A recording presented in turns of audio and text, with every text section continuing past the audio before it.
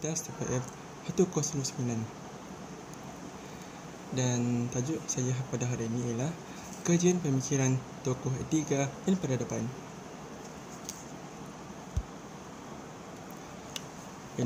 Saya akan memetik seorang tokoh Islam dari tajuk ini, iaitu Al-Biruni.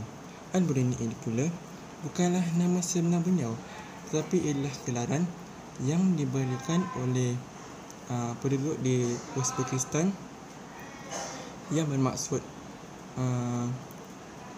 asing. Baiklah, nama sebenar beliau ialah Abu Raihan Muhammad bin Ahmad Al-Biruni.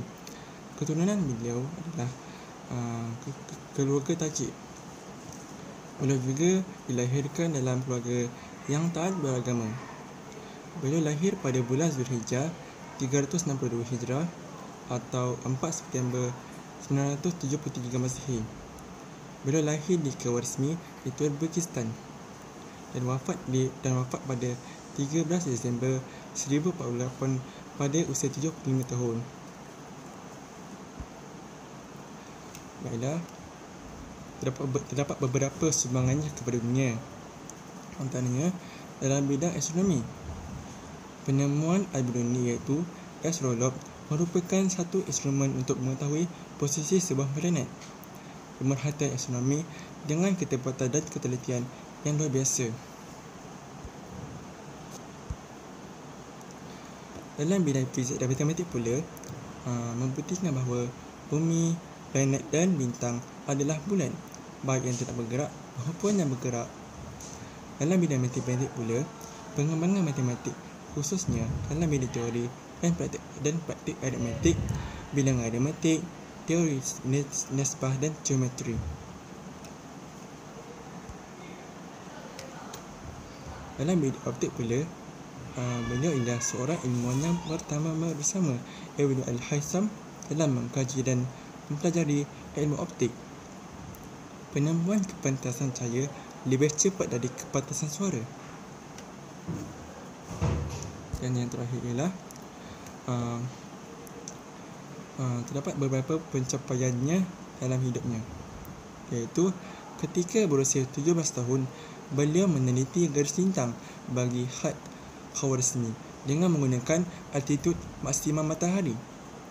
Ketika berusia 22 tahun pula, beliau menulis beberapa hasil kerja ringkas termasuk kerja projek peta kartografi termasuk meteorologi untuk membuat projek belahan bumi pada bidang data.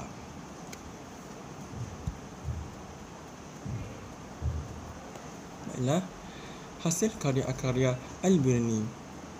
Yang pertama, Rasam Al-Biruni ialah sebuah ensiklopedia astronomi dan matematik. Yang kedua pula, Rashikat Al-Hind, zodiak di India, kaedah aritmetik yang berbeza dalam Brahma Siddhant. Yang ketiga pula, Al-Tadbiq fi Tahqiq Harakat Al-Syams, iaitu mengenai pergerakan matahari, iaitu geocentric.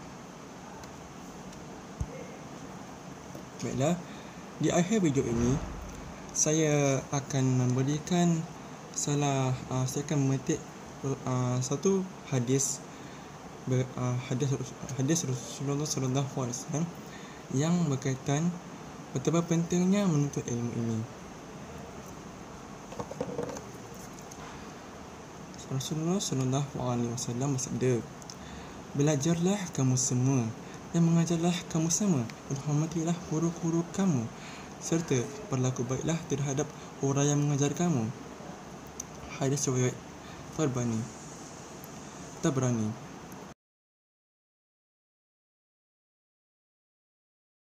Assalamualaikum dan salam sejahtera.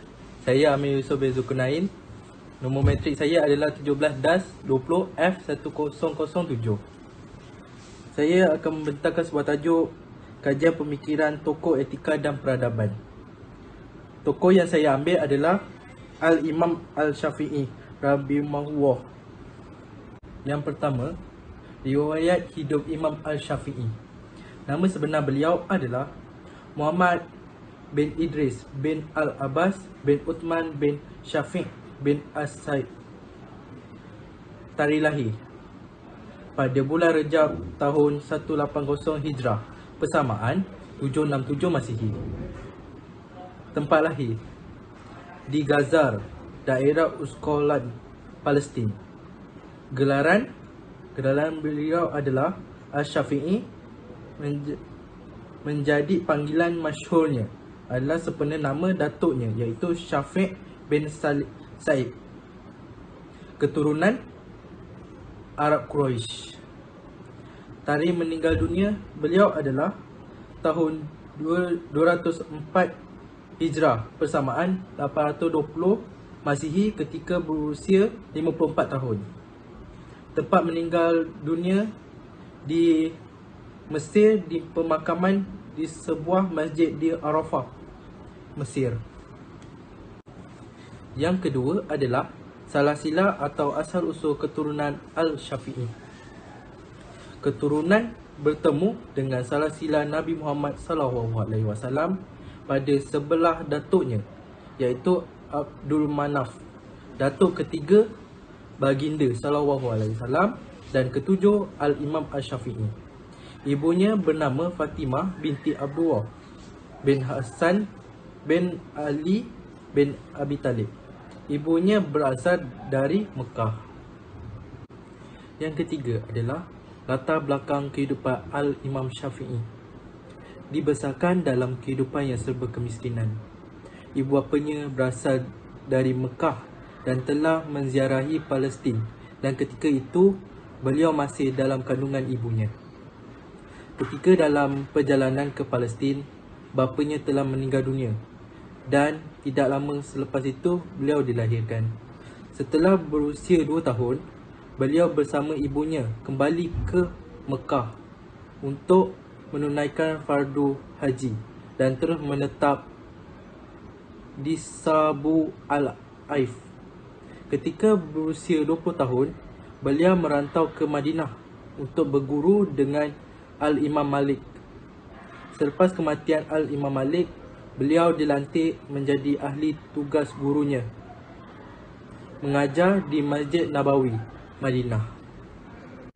Seterusnya, pendidikan Al-Imam Al-Syafi'i. Memulakan pelajarannya belajar Al-Quran dengan Imam Ismail Contestant sejak umur 5 tahun.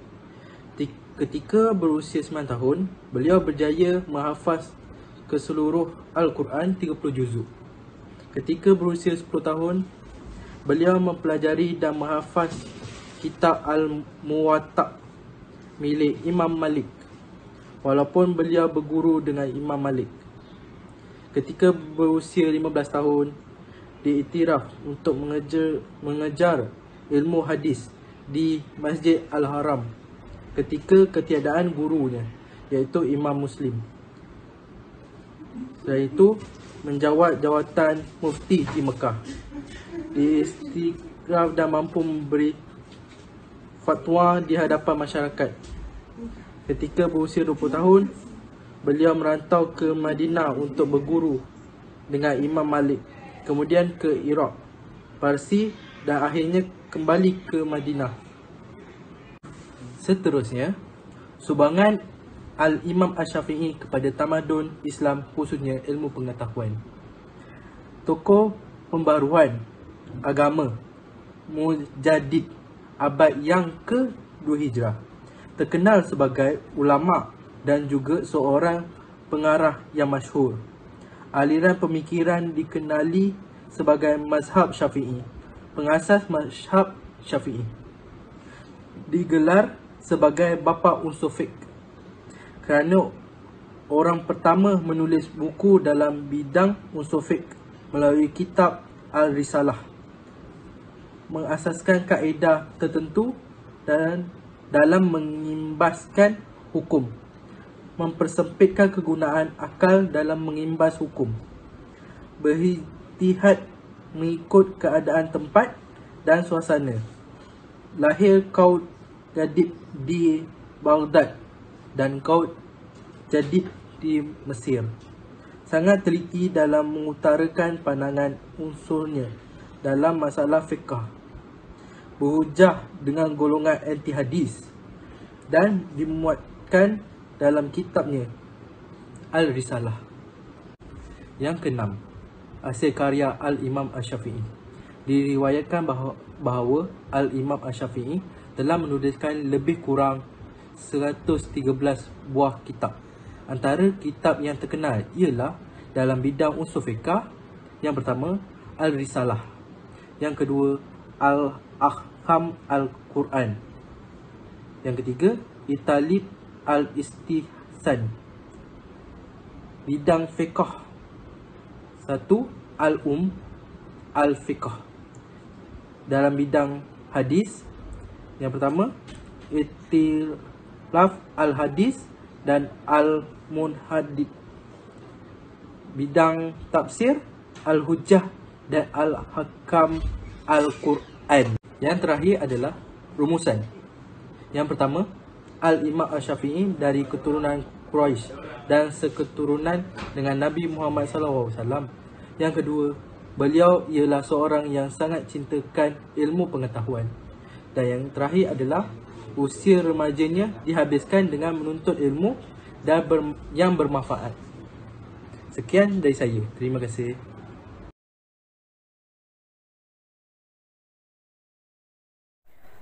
Assalamualaikum warahmatullahi wabarakatuh.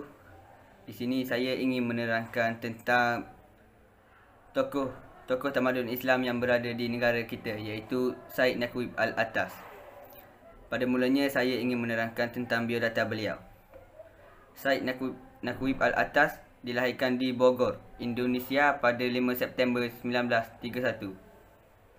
Seterusnya, nenek beliau merupakan seorang bangsawan Turki, manakala datuknya pula merupakan seorang kiai yang sangat terkenal di Jawa.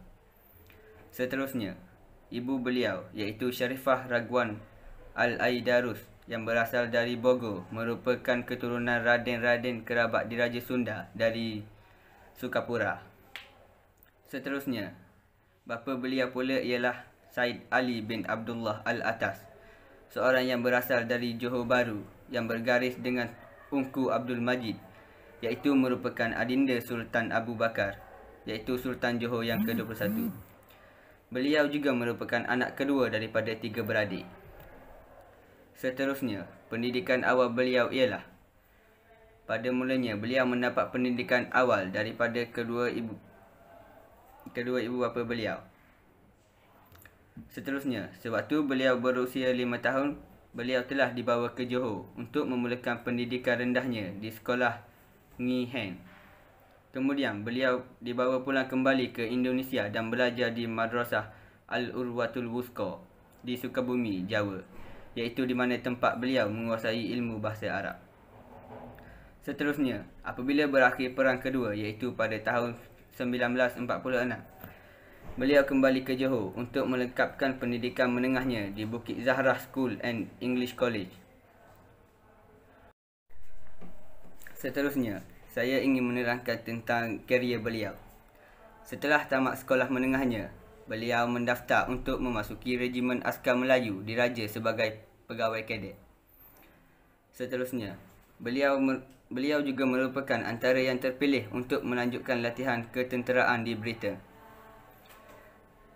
Sepanjang di Britain pada tahun 1952 sehingga tahun 1955, beliau telah menempuh pendidikan ketenteraannya di Eton Hall, Chester, England, dan seterusnya di Royal Military Academy Sandhurst di UK. Dan ketika berada di Eropah lah, beliau mula meneliti dan menginsafi keadaan sosio-budaya masyarakat Eropah yang telah ditelan oleh sekularisme. Seterusnya, beliau juga mengambil hikmah daripada kunjungan ke Spanyol dan melihat sendiri kesan peninggalan kerajaan Andalusia. Selain itu, beliau juga turut berkunjung ke Afrika Utara dan Maghribi dan meninjau sendiri kesan tinggalan seni bina tamadun Islam dan kemudian diaplikasikan dalam pelan ISTAC. Seterusnya, beliau kemudian menamatkan karier ketenteraannya dan pulang semula ke tanah air untuk menyambung pendidikannya di Malaysia.